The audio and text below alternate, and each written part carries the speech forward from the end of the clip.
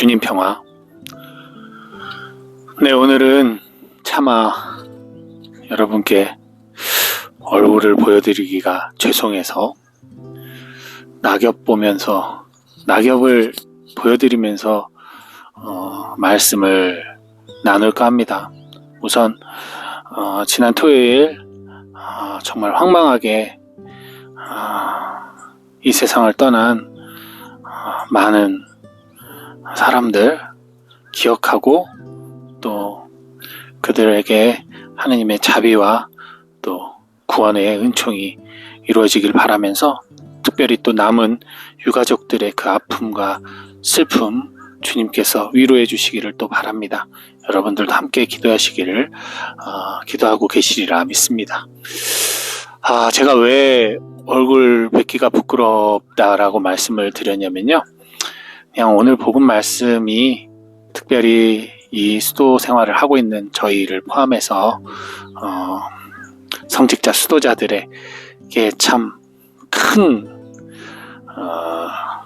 돌을 던지는 듯한, 주님이 그냥 돌을 던지는 듯한 그런 느낌을 받았습니다. 나에게 도움이 되는 사람, 나에게 물질적인 혹은 여러 가지 정서적인 도움을 주는 사람들, 필요로 하는 사람들, 나를 필요로 하는 사람들이 아니라 내가 필요로 하는 사람들을 대접하지 말고 아무런 도움이 되지 않는 이들에게 대접하라. 그러면 의인들이 부활하는 날 우리가 상을 받을 것이다 라고 주님께서 오늘 루카복음 14장에서 말씀하시는데요, 의인들이 부활할 때라는 건 결국 구원의 때를 얘기하는 거예요.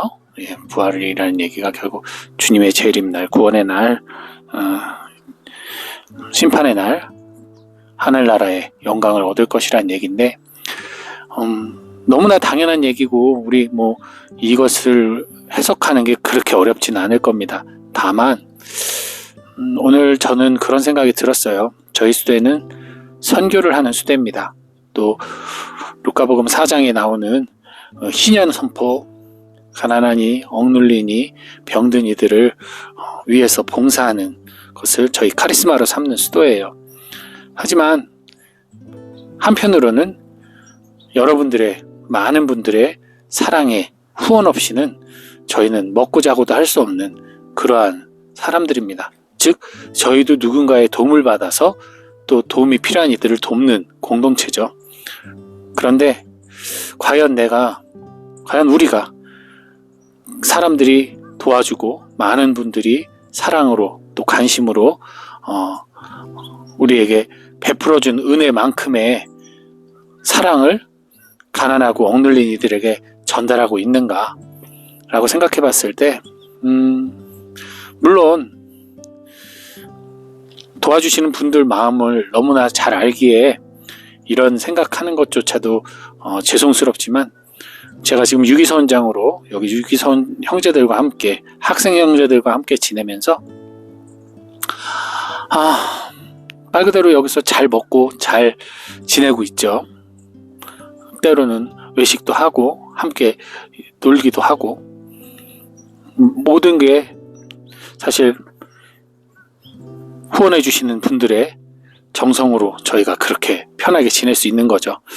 물론 그분들은 저희들이 잘 성장해서 좋은 사제로, 좋은 선교사가 되기를 바라는 마음으로 도와주시는 거고, 저희도 그러기 위해서 노력을 하고 있고, 제 책임이 바로 그런 몫이긴 하지만, 그럼에도 불구하고 그분들의 사랑에 정말 만분의 일도 안 되는 모습으로 저희가 받은 것을 누리기만 할 뿐, 과연 내가 이웃에게 얼마나 그 사랑을 반영해 주었는가 라는 생각을 해보면 부끄럽기 짝이 없습니다. 저도 선교를 갔다 왔던 사람이고, 잠비아에서 선교하면서 정말 그 후원해 주신 분들의 어떤 마음이 허투루 사라지지 않게 하기 위해서 무던히도 애를 썼음에도 불구하고 돌이켜보면 창피하기 이를 데가 없어요. 순간순간 번아웃이 된다거나 좀 일이 틀어질 때마다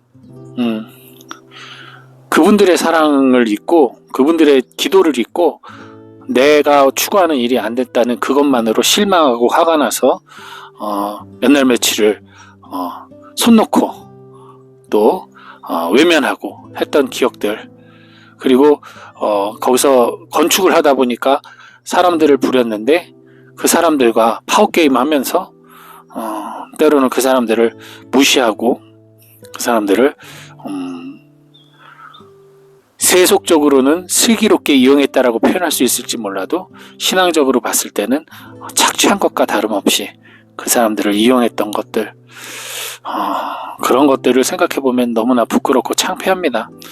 예전에 그 선교 나가 있을 때 거기에 있던 한 사제 형제, 선교사 형제인데요, 사제 형제와 함께 차를 타고 가는 길이 있었습니다. 그 형제가 시골로 발령을 내정받고 있었어요. 시골이라 하면 우리나라 시골과는 다릅니다. 오지를 얘기하는 거예요. TV도 없고 전기도 잘 안 들어오고, 있긴 있지만, 그리고 인터넷도 잘 안 되고, 중간에 어떤 그 안에 마트도 없는 그런 오지에 사제관을 세우고 성당을 지어서 그곳으로 파견을 하려고 하는 중이었는데, 그 사제 형제가 저에게 그런 말을 하더라고요. 나를 왜 거기에 보내는지 모르겠다. 그래서 왜 그러느냐 그랬더니, 나는 그런 거지 같은 사람들과 어울리려고 사제가 된 게 아닌데 라는 말을 했어요. 제가 광분을 했죠. 선교사가 무엇이고 카리스마가 무엇인데 어떻게 그렇게 말을 할 수 있느냐. 매우 호되게 혼을 냈습니다. 그러나 그 사람은 그것을 이해하지 못하더군요. 아니라는 거죠. 적어도 내가 살 수 있는 공간은 돼야 선교를 하지, 거지 같은 상태로 어떻게 내가 선교를 하느냐 라는 말을 하더라고요. 그도 그럴 것이, 사람은요 한 번 편해진 것을 되돌리기가 쉽지 않아요. 저도 어려서는 푸세식이라고 하죠. 그냥 이렇게 바가지로 푸는 그런 화장실에서 이를 자연스럽게 봤습니다. 신문지나 달력을 구겨서 이렇게 닦아가면서 살았어요. 근데 지금 그거 하라고 하면 절대 못합니다. 어떻게 신문지를 구겨서 불가능해요. 지금은 도저히 그 찝찝함을 없앨 수가 없어요. 옛날에는 다이얼로 돌리는 전화기를 정말 아무렇지도 않게 편하게 사용했습니다. 그러나 지금 그걸 사용하라고 그러면 답답해 죽을 겁니다. 787에 9898 그러면 아주 종일 돌려야 되잖아요. 그럴 경우엔 심지어 지금 스마트폰 세대에 예전에 투지폰 쓰는 것도 힘든 세상이에요. 한번 편한 것에 발을 들이고 한번 내가 만족하는 것에 머물게 되면 다시 예전으로 돌아가는 건 쉽지 않아요. 즉 수도자든 사제든 신자들에게 대접받은 것에 대해서 그것을 누리려는 생각에 빠지기 시작하면 걷잡을 수 없이 그것에서 벗어날 수 없는, 헤어날 수 없는 상태가 되고 맙니다. 그런 일이 물론 있을 수밖에 없죠. 신자들이 하느님께 돈을 보낼 수는 없으니 대신해서 사제나 수도자들에게 도움을 주는 건데, 그것은 너무나 감사하게 받아들이면서도 스스로 겸손하게, 스스로 가난하게 생각하면서 그 받은 사랑의 목적을 기억하고 그 사랑을 베풀 수 없고 사랑이 필요한 이들에게 도움을 주는 것, 그것에 몰두할 수 있을 때 이 유혹에서 벗어날 수 있는데, 많은 경우, 저도 마찬가지고 많은 경우 도움을 받는 것에 익숙해지다 보니까 기왕이면 더 많은 도움을, 기왕이면 더 많은 사랑을 받기를 은근히 원하게 되고, 또 그런 사람들을 찾게 되는 그러한 너무나 창피한 모습을 발견하게 됩니다. 늘 기도하면서 그런 유혹에 빠지지 않기를 주님께 청하는데도 불구하고 무의식 속에서 올라오는, 나도 모르게 그런 이들을 찾고 기대하게 되는 그런 모습들, 그것이 아마 저뿐만 아니라 정말 수도자들 대부분 신자분들에게 도움을 받고 살아가는 수도의 사람들은 이 유혹 앞에서 상당히 많은 고뇌와 갈등을 할 것이라고 저는 생각합니다. 근데 정말 놀랍게도요, 하느님께서는 필요하실 때 필요한 분들을 보내주셨어요, 항상. 그럼에도 불구하고 그것을 믿지 못하고 불안해하고 걱정하는 그런 제 나약함도 또 고백하면서요, 오늘 많이 부끄럽지만 여러분들께 이 낙엽처럼 결국 아무리 화려하게 피어도 결국 때가 되면 시들고 떨어지는 우리의 인생길, 정말 그렇다면, 귀한 그렇다면 더 아름답게 활짝 피고 더 아름답게 향기 내면서 우리 이 땅에 심겨진 목적, 이 땅에 태어나게 하신 하나님의 목적을 잘 달성하고 다시 흙으로 돌아가 새로운 생명의 걸음이 될 수 있는 우리가 되었으면 좋겠습니다.